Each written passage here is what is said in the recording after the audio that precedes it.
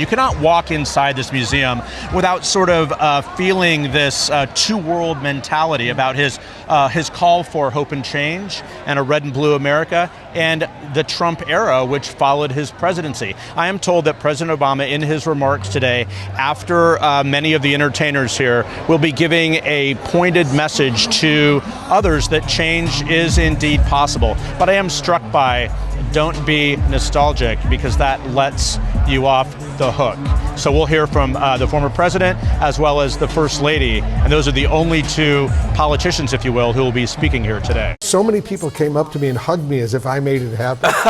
And they thought, we never thought in our lives we would see a black president, and now we're going to see one. And right there is the first black vice president, Kamala Harris, who and her husband Doug Emhoff, who obviously, to your point, Van, of what you're saying, talk about being somewhere because of precedent that he set. Obviously, the last presidential election didn't turn out the way everyone gathered there in Chicago wished it would have. But her candidacy, as totally unfathomable as it was, as we lived through Joe Biden dropping out of the race and the like, is a direct descendant of what Barack Obama done. And now you're seeing the President's Club arrive. And I just want to say, this is a rare thing in America. It's presidential funerals, it's inaugurations, and it's presidential library openings, where this very exclusive club, very few people understand the pressures of that office, what it is to lead. The Bush is coming out now.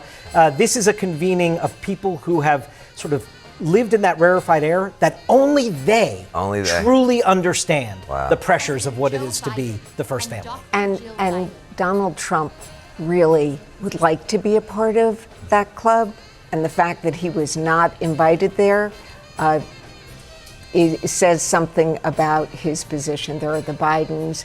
I also just... The Clintons, too. The Clintons, the Bidens. I also just want to remind people how old Barack Obama is, or how young he is. He's only 64 years old. So we got another 40 years of this guy. Thank goodness, and thank goodness. But to that point, it's a contrast with these other folks, right? I mean, this is the year Donald Trump just turned 80. The daughter? Now look at this. Remember when they came out, 2008, these little bitty kids? Let's listen into the program for a minute. Please join me in welcoming the one and only First Lady Michelle Obama.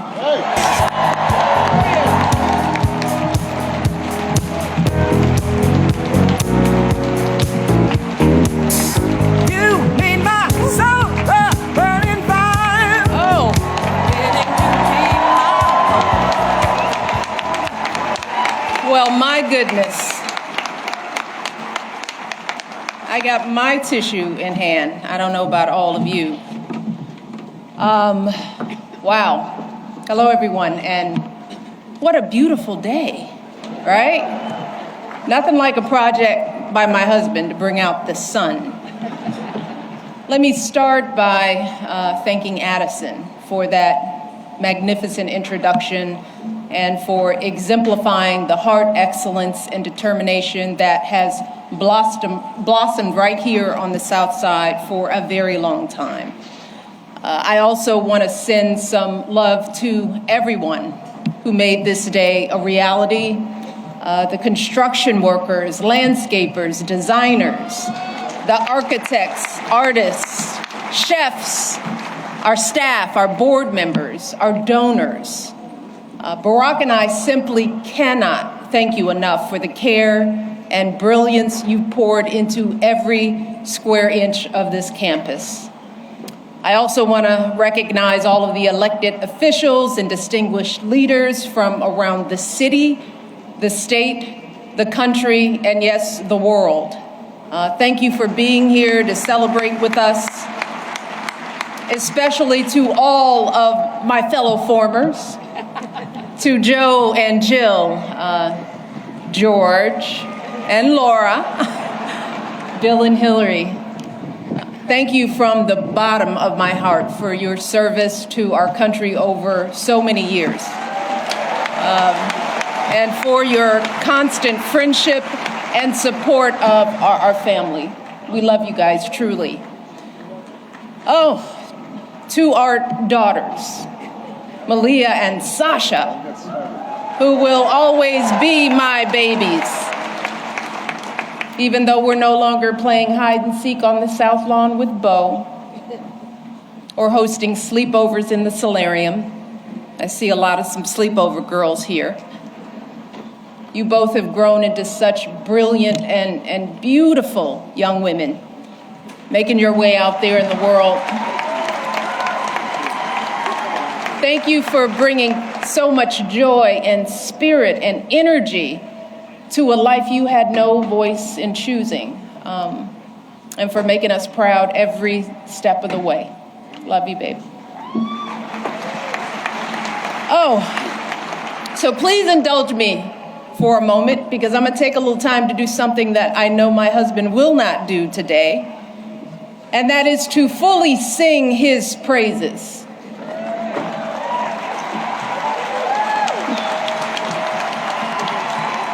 Barack, yes. You gotta look at me. No, I'm not.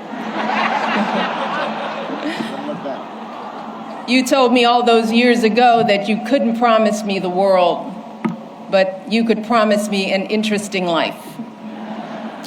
And of course, you outdid yourself and managed to give me both. I know it hasn't always been easy, but there hasn't been a single second through this experience that standing by your side hasn't left me in awe. 8 years in the crucible, and not once did you melt from the heat. Not once did you let it harden you. Instead, you used it to reveal your truest essence, your stubborn optimism and unflinching courage, your dazzling brilliance and unpretentious decency, your ferocious work ethic, and absolutely unshakable moral fiber.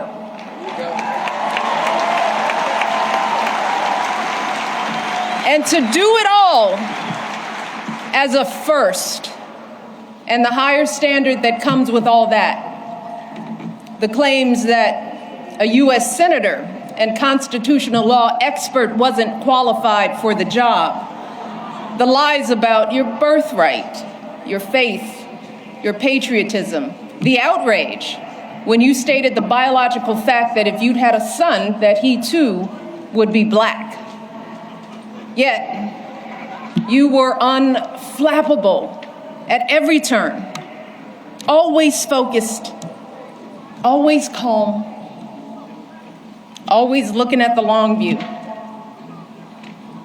How absurd it is to even imagine that you might have buckled under the pressure even once, lashed out in frustration, lost your temper. How absurd it is to imagine that you might have done anything but make our family and this entire country proud.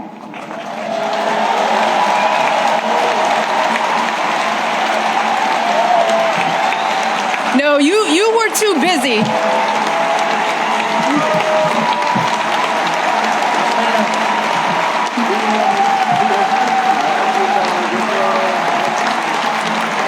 I'm not done, y'all. Not done. So much to say.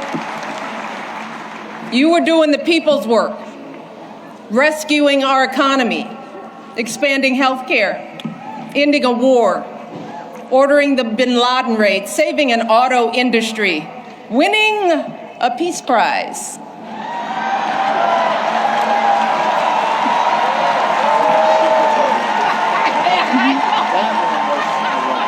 Keeping us safe from Ebola, regulating the banks, standing up for marriage equality, listening to science, and comforting an entire nation in the face of unspeakable tragedies. And you did it all with such grace and class and cool that you made the hardest job in the world look like a walk in this beautiful park. Your mother, Toot Gramps, you are a tribute to their love, They are up there grinning and hugging today because you never forgot who you are and where you came from. Single mother, working hard to get by and get an education and show her son the world. Grandparents who didn't have much, but they had the perfect recipe to nurture your flame. You never forgot the folks in the union halls and church basements here in Chicago, where you first put your ideals to this test. You never forgot all the voters you registered and students you taught and neighbors you organized. You never fell for the temptation of a quick fix or an easy payday. You never changed from that idealistic summer associate who showed up on that rainy day when we first met without an umbrella. You always gave us the very best within you. And in doing so, you reminded the rest of us that we could too. Barack, there are no words to express how proud I am of the way you showed up and continue to show up every single day. It has been an honor to be by your side. You have made me a better person and have given us all an example that we should strive to emulate. And I hope you know, there is truly no higher calling than that. All right. To all of you joining us today, our invited guests, and everyone listening and watching from afar, the Obama Presidential Center was created as a beacon of hope, a monument to our unshakable values, the ones my husband has exemplified his entire life: equality, empathy, honesty, inclusion, fairness.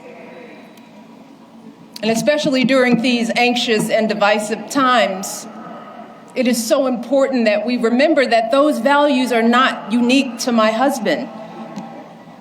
They are the same ones that your husbands and wives, your parents and children, your friends and neighbors exhibit and pass on. Every single day, millions of people in this country wake up doing their very best to live decent and purposeful lives.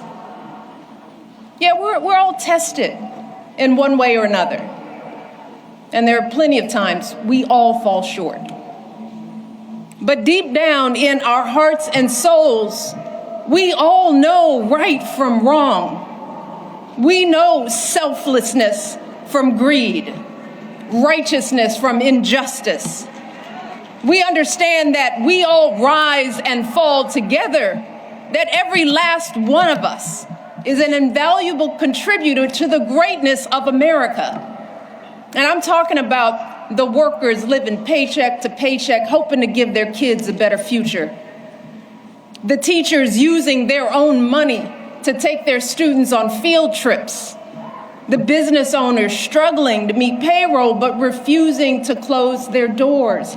All those folks sweating over stoves to provide meals for their communities.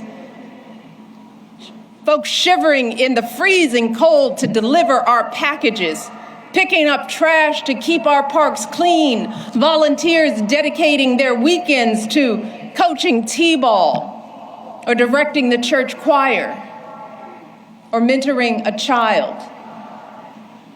That's where the truth of this country lies. Not in grabbing as much as we can get for ourselves or knocking folks down to prop ourselves up, but in the overwhelming goodness, the relentless striving, the quiet dignity that is inside all of us. Our greatest hope is that this center can reflect back just a fraction of that light, that it can capture the beauty of who we all are, no matter what we look like, or where we come from, or how much money we earn, or how we pray, or vote, or speak, or love. It's why during our administration, we threw open the White House doors to all sorts of folks who don't usually get to meet the president or first lady.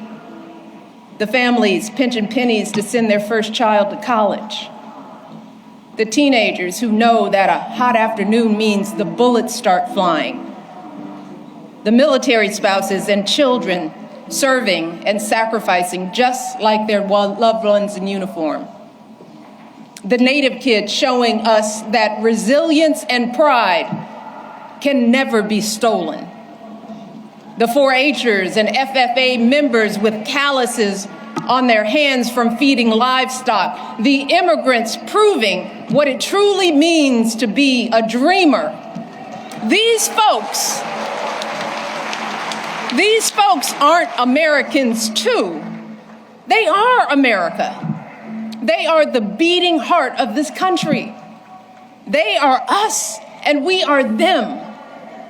And to ignore this simple truth, to refuse to respect the contributions and experiences of people who aren't exactly like us, y'all, puts us all at risk.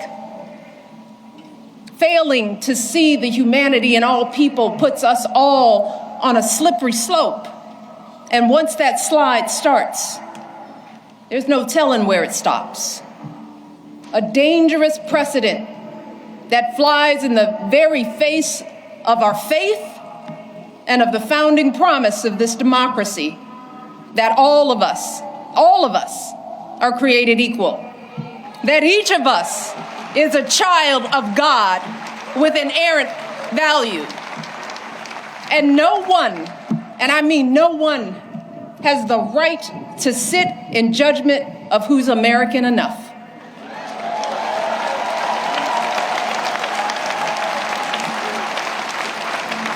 And that's why, folks,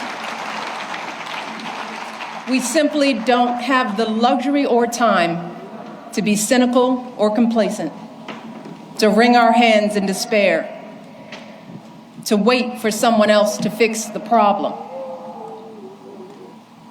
Y'all, hope is all we have, because hope is the essential spark that lights the fire of change. But hope is a choice. Whether or not we use our voices to speak up is a choice. Voting is a choice. Being a decent human being is a choice. Believing that we still hold the power to build a country that reflects us all is a choice. The Obama Presidential Center is a living testament to the power of choice, y'all. The historic example that millions of you gave the world about what this imperfect democracy has strived for and achieved. And an urgent call to go out there and do it again.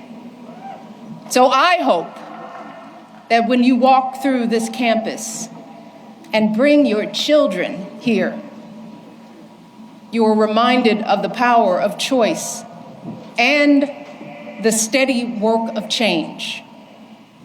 The arduous, unglamorous march up that mountain, one foot after another, day after day, generation after generation. But I also hope you fully absorb the elation of achieving something together.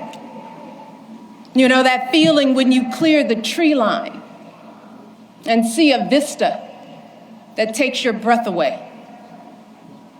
A feeling that can never be erased.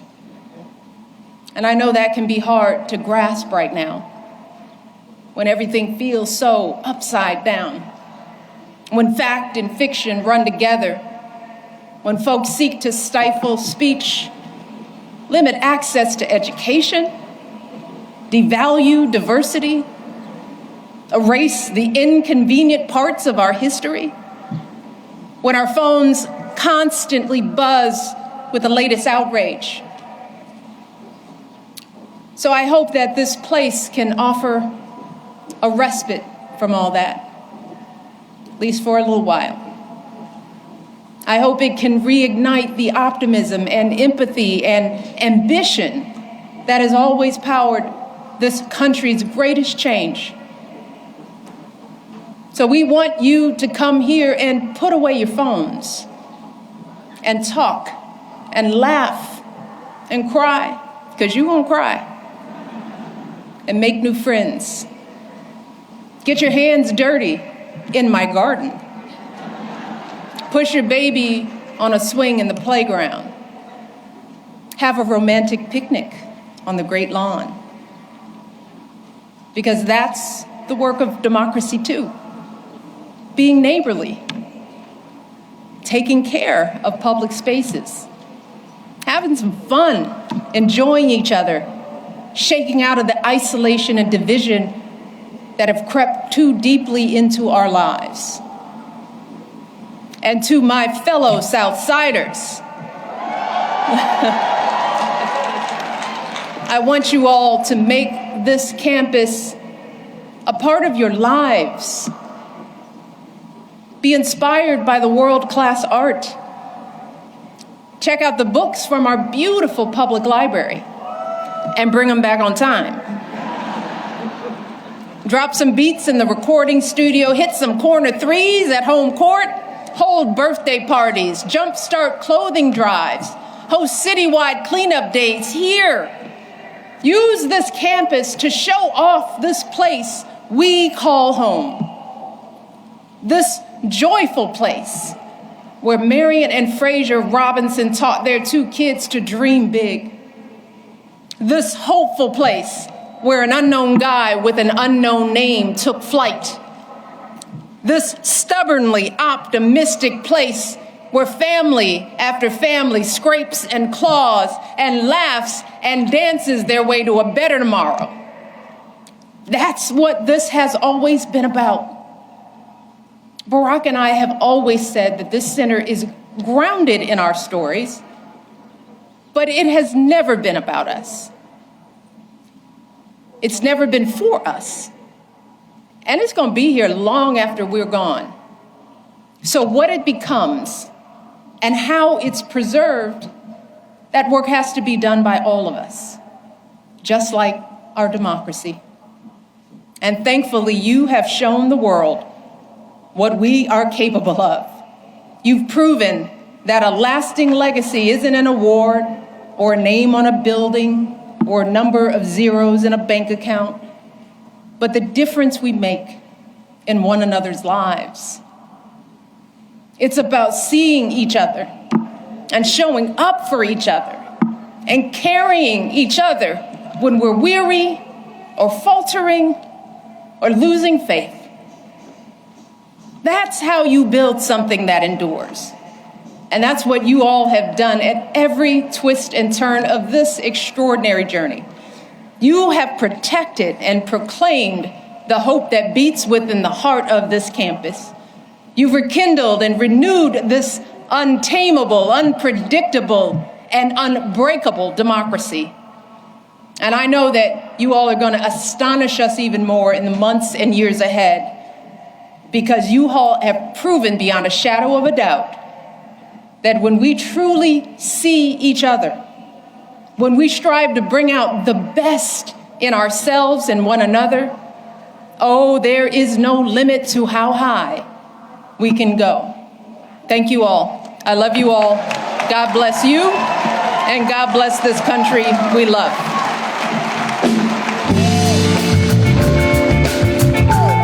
Please help me welcome President Barack Obama.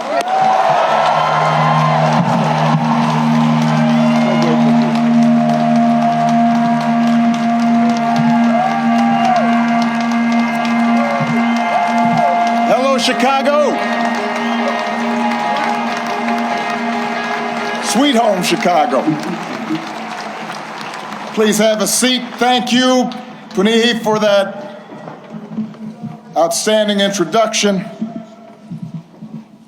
President and Mrs. Bush, President and Secretary Clinton, thank you for being with us today and for your devotion to our country. And President and Dr. Biden, thank you for your steadfast partnership for 8 years. Joe, we started as running mates and ended as family. And we would not be here without you. And we are grateful.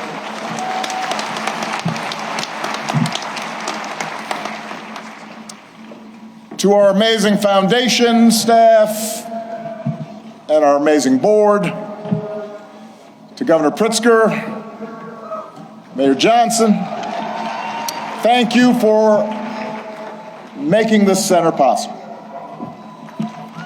To congressional leaders and foreign dignitaries who've made the trip, I cherish our partnership together and all we got accomplished together. Thank you.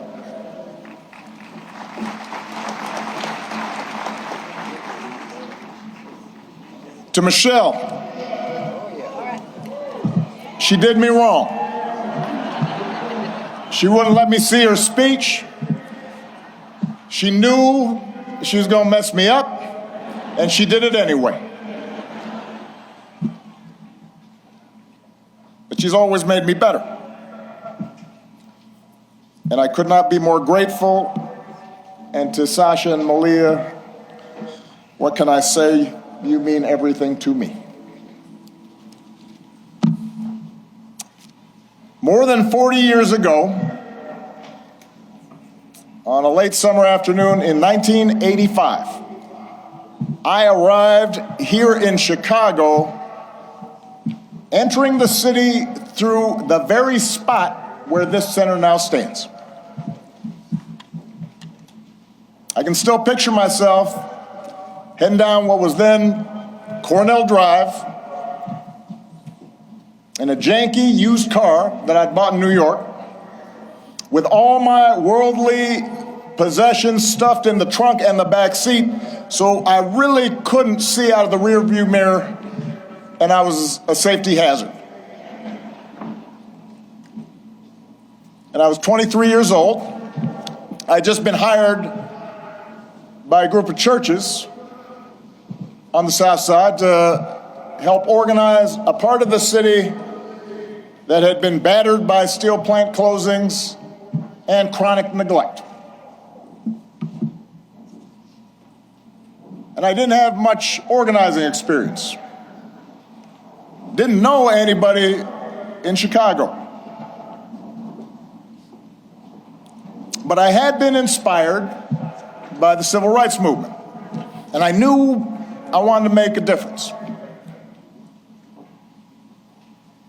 And although I wasn't sure exactly how I was going to do that, I was possessed with this abiding faith that if we could give people more of a say in the forces that govern their lives,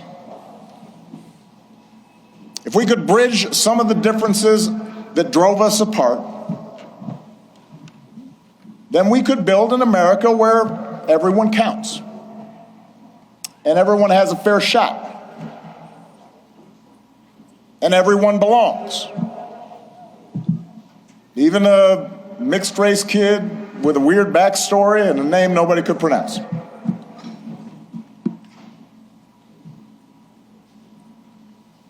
And it was here, in this city, a city of broad shoulders, that I found what I was looking for.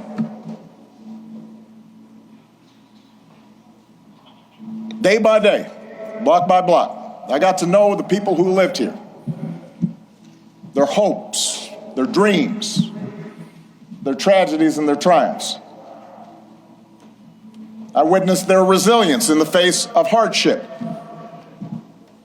and the quiet heroism of a single mom raising her kids and sending them to college on a secretary's salary, or the priest electing to stay in the city and open his doors to at-risk youth, even as most of his flock had fled to the suburbs.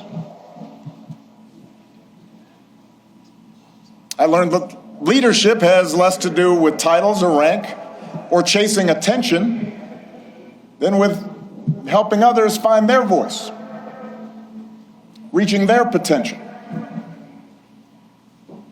and sitting around people's kitchen tables or on their back porches, spending time in church basements, in barbershops.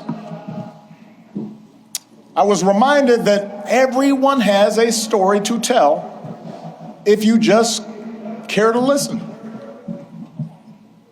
Sacred stories, full of courage and humor and grace, and that each of those stories in some way connected to my own.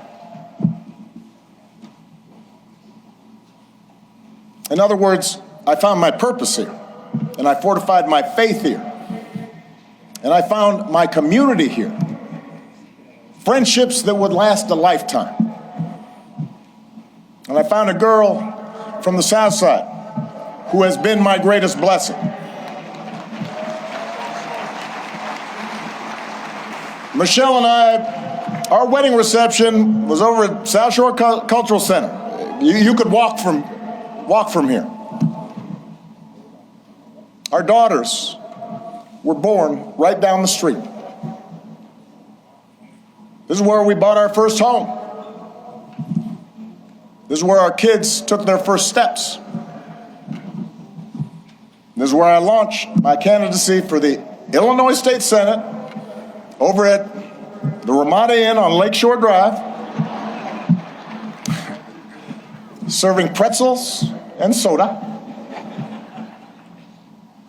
embarking on the path that ultimately and improbably led to this day.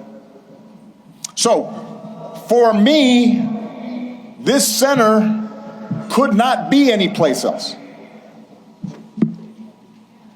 It's an expression of thanks, an acknowledgement that so much of what I hold most dear I owe to the people of this city and the people of these surrounding neighborhoods.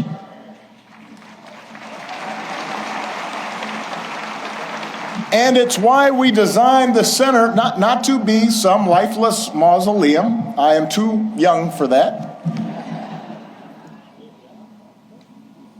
Not just a place to see Michelle's dresses, although I understand that will be the top attraction. We wanted it to be a vibrant, living celebration of community, where we can learn together and share the joys of art and music and sport and play. Because it's in those moments that we're reminded of our common humanity.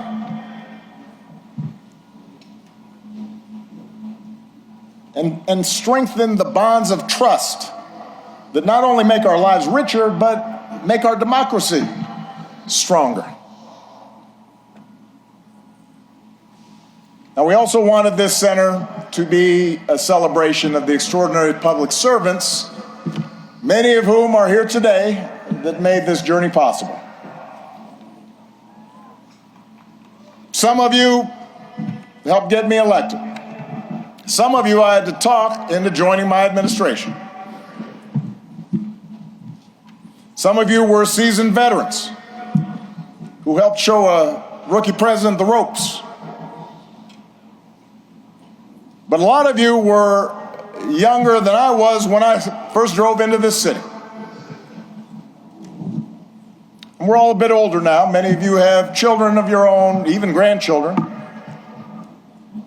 But the passage of time has only deepened my admiration for your talent and your dedication and your skill. It's only deepened my gratitude for how much you and your families sacrifice to make this country better. So when you visit this center today or in days to come, I hope you see yourselves and your hard work reflected in every exhibit. And I hope you take pride in what we accomplished together. You made that happen.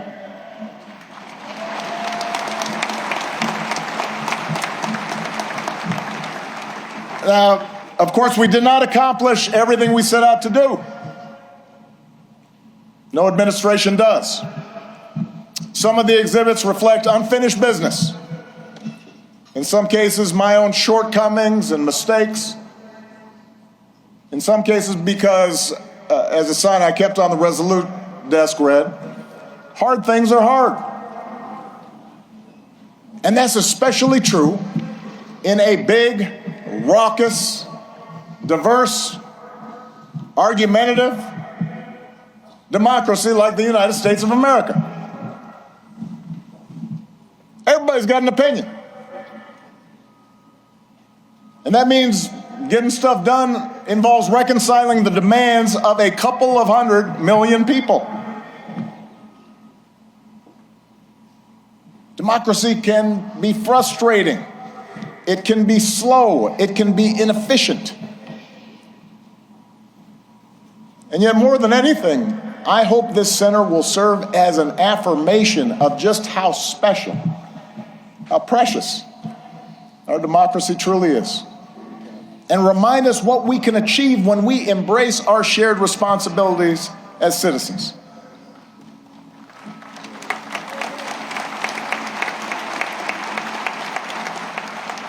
And since we're a few weeks away from America's 250th birthday, it is worth remembering just how radical the whole idea of self-government really was back in 1776. To that point, human history was a tale of conquest and caste and rigid hierarchies. A world where the strong dominated the weak, where power and wealth and status flowed through lineage, and the many were ruled by the few. But out of the fire and steel of a revolution, a different story took flight on this continent.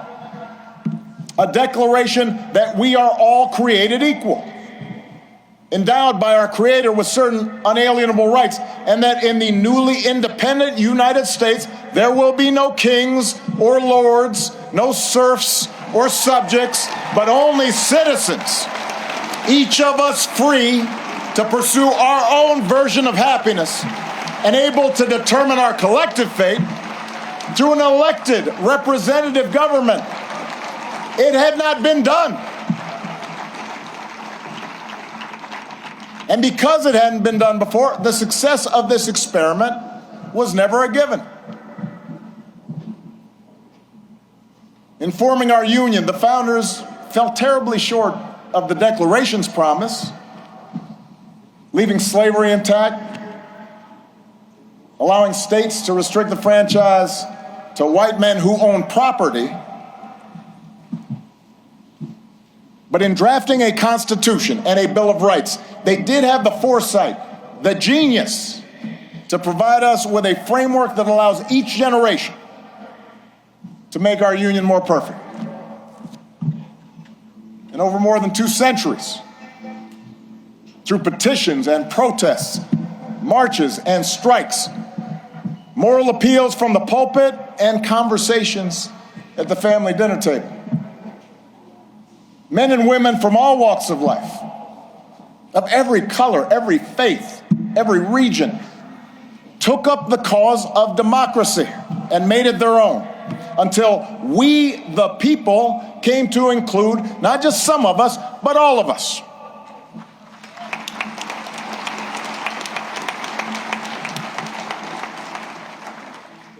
And that's why the story we tell in this building begins not with Michelle's origins or my origins, but with our nation's, with a founding era print of the Declaration of Independence, and a pen and inkstand used by Frederick Douglass, Lincoln's Bible, and a pamphlet by Ida B. Wells, suffragist buttons, and a hard hat worn by FDR's Labor Secretary, Francis Perkins.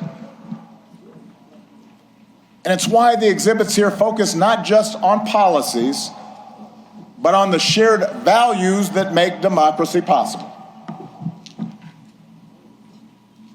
A belief in the intrinsic dignity and worth of all people, and that no one is above the law or beneath its protection.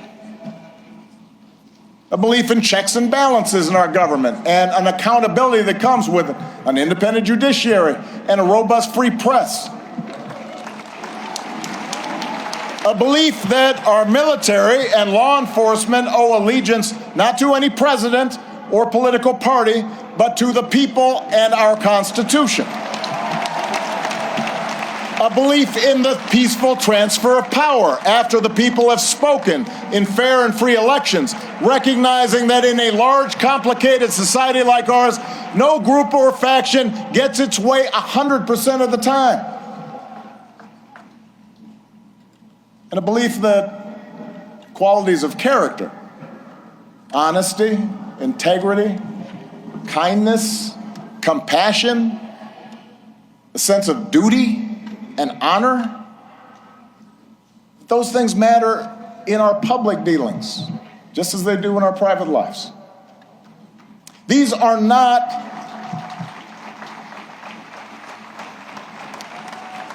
these are the values and traditions I believe in. And they are not Republican or Democratic values.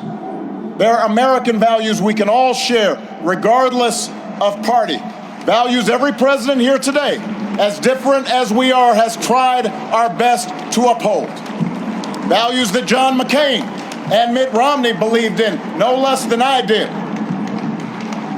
It is our greatest inheritance, the story of America at its best, because it reflects a basic faith in the decency of our fellow citizens and the possibility that, despite all of our differences, we can see each other and understand one another and make common cause together.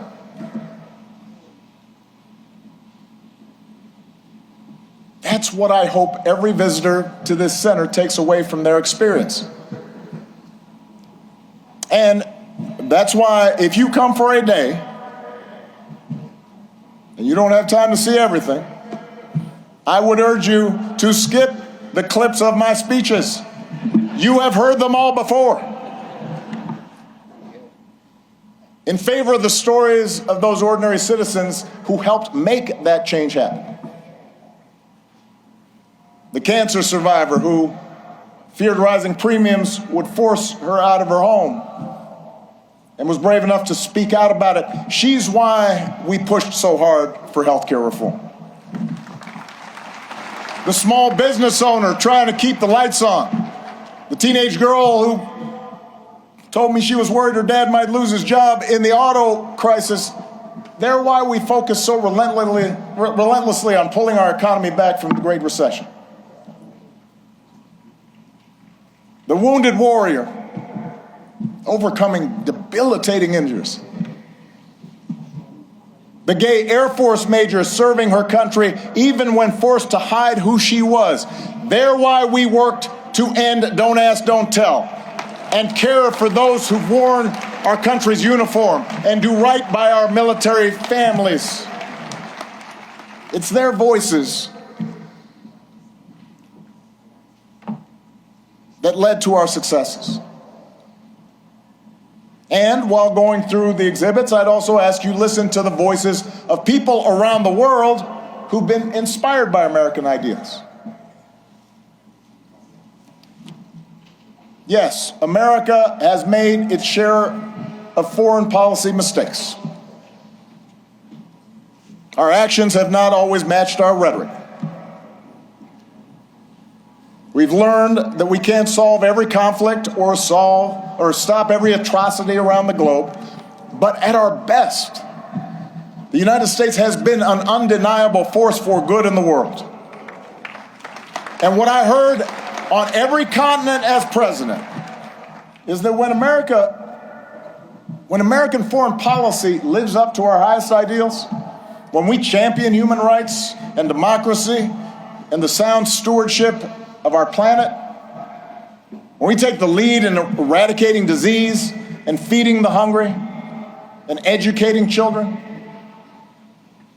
when we encourage cooperation between nations, instead of trying to dominate and bully and squeeze every advantage just because we can.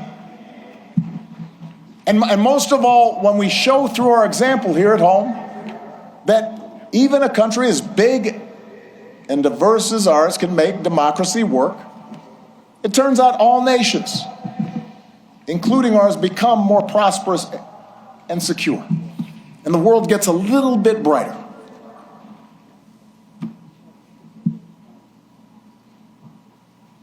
I recognize it's been almost a decade since I left office. In that time, we have lived through more war and a terrible pandemic, economic disruptions, mass protests, backlash against mass protests, political conflicts that have shaken the very foundation of our democracy. We've witnessed a technological revolution that promises remarkable discoveries, could revolutionize medicine, but is also accelerating inequality, that puts all the world's information in the palm of our hands, but somehow makes it harder for us to tell a truth from a lie, that connects us instantly like never before, even as it makes us more distrustful and more withdrawn and more fearful and more isolated from each other. It's a lot. For millions of people in this country and around the world, the future feels uncertain, the ground unstable beneath our feet. And as algorithms keep feeding us a steady stream of distraction and outrage, as only the loudest, most extreme voices get attention, fanning our prejudices, appealing to our basest, most tribal instincts, it's tempting to give in to cynicism and even despair, to stop trying. We start thinking that appeals to democracy and civic participation are corny and old-fashioned and boring and naive. That the very idea of working on behalf of the common good is a sucker's bet. And that in order for us to win, somebody else has got to lose. I get it. I am not immune to anger or doubt. But I do know this. When we lose faith in each other, when we stop believing that voting matters, that citizenship matters, that our collective voices matter, that how we treat each other no longer matters, then we give away our power to decide our own futures. We open the door to the most ruthless, or the most careless, or the most fearful among us, who see some groups and some people as more equal than others, and see government as nothing more than a way to divvy up the spoils and punish enemies and keep those who are different in their place.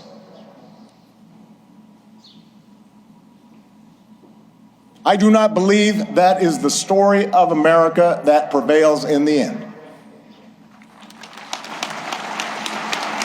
I don't believe it because for us to give up, for us to give in now, after all this country's been through, to cynicism and division would be a betrayal of our founding ideas,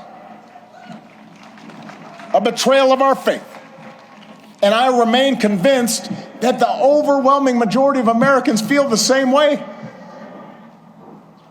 That as unsettled as we are, people aren't looking for perpetual anger and division. They are looking for fairness and common sense and mutual respect. That deep in our gut, We want to find a way to turn towards each other again, not further away.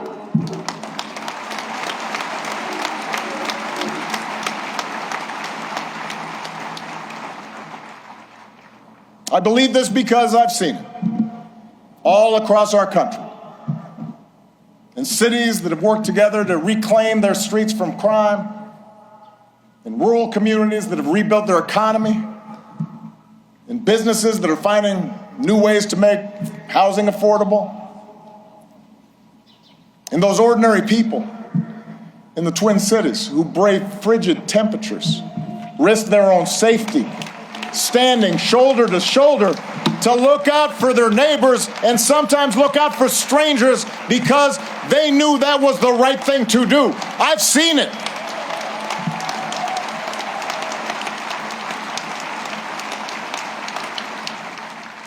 And I've seen it in a new generation of leaders here and around the world, like Punihya and Addison. Leaders who are determined to make our governments and our economies and our societies work for everyone. Obama Foundation leaders like Hannah, a Food Corps member from rural Ohio who's helping ensure every child has access to at least one nourishing meal. Or George, an entrepreneur whose nonprofit helps get unused, unexpired medicine, often at no cost, to people who need it. Or Zuzana, a human rights lawyer in Poland, who's won more than 30 landmark cases. There are thousands, tens of thousands, hundreds of thousands of these young people out there making a difference right now. And this center is devoted to lifting up their stories, giving them the tools and support they need to expand their impact. For while our work is nonpartisan, we are not values neutral. We have a point of view.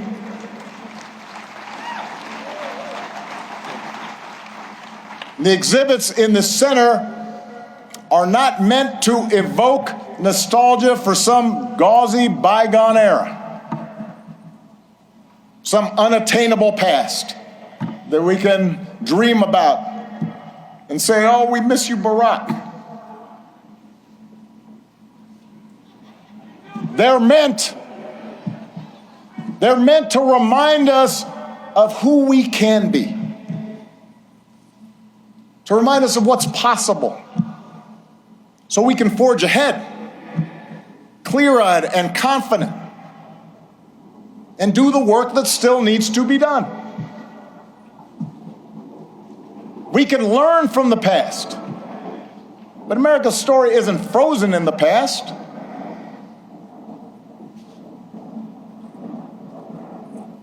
It has chapters yet to be written, not by one person or a few people, not by Barack and Michelle, or anybody with a fancy title or a high office, but by all of us. You know, one of the things a lot of presidential libraries now have in common is a replica of the Oval Office. And if you take a peek at the one inside this building, you will see some objects that carried some special meaning for me during the time that I was in office.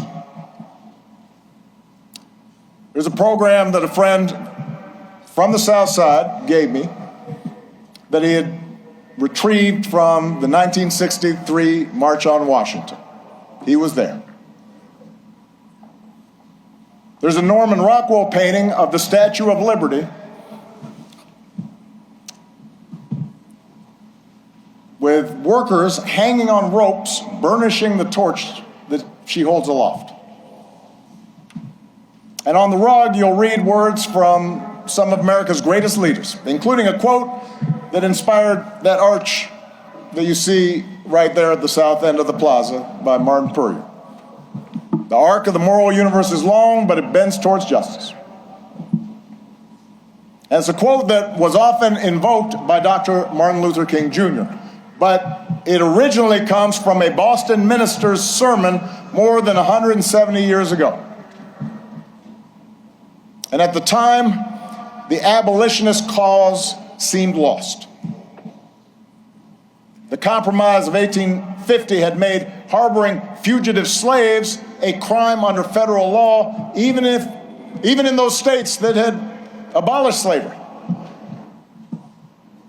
And in a case that garnered national attention, a young fugitive in Boston had been seized and tried and marched to the wharf by hundreds of armed officers, where he was summarily put on a ship bound for the South, where he would remain in shackles and chains. And it was a moment of profound uncertainty and despair. A moment the minister called darker than any New England had witnessed. We do not see, Reverend Theodore Parker observed, that justice is always done on earth. Many a knave is rich, sleek, and honored, while the just man is poor, hated, and in torment. I do not pretend, the preacher said, to understand the moral universe. The arc is a long one. My eye reaches but little ways. I cannot calculate the curve and complete the figure by the experience of sight. I can divine it by conscience. But from what I see, I am sure it bends towards justice. The good Reverend was under no illusions about the perils and obstacles facing the abolitionist cause. His words offered no easy answers, no comforting assurances that he or his congregation would live to see the progress they so desperately sought. Rather, his was a declaration of faith, a defiant call, not to abandon hope or give way to fear, but to stay true to our better selves and true to one another, and to keep fighting to fulfill the promise of this nation, even in the face of cruelty and bitter disappointment, even in the face of impossible odds. It is that spirit that we open the center today. The same spirit that so many of you showed all those years ago. The same spirit that inspired generations of Americans to meet the challenges of their time. The same spirit that is alive and well here on the south side of Chicago. The same spirit that will see America and the world through its present trials.